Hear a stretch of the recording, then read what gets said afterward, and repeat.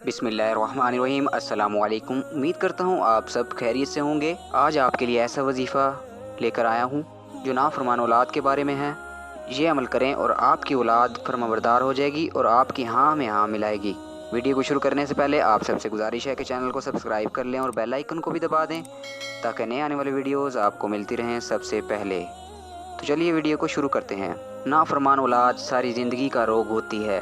वालिदैन के हुक्म की तामील ना करने वाली औलाद के रंज से अच्छा भला इंसान परेशान होकर रह जाता है। इक़दामात उठाता है जिससे बाद अज़ां औलाद भी तकलीफ़ उठा सकती है। नाफरमान औलाद गुमराह हो जाती है जिससे वालिदैन ऐसी औलाद के हाथों मारे भी जाते हैं। वो जराइम में मुलविस हो जाती है और नशे भी करती है, तो इनकी वजह से उन्हें अदालतों में ख्वार होना पड़ता है।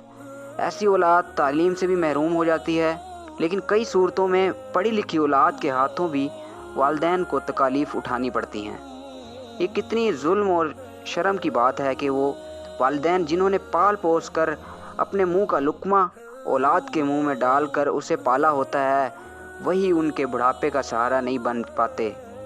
वालिदैन को चाहिए कि वो खुद ऐसे हालात पैदा ही ना होने दें। अगर औलाद में गुस्ताखी और नाफरमानी का रवैया देखें तो फ़ौरी अल्लाह से रजू करें और ये अमल शुरू कर दें।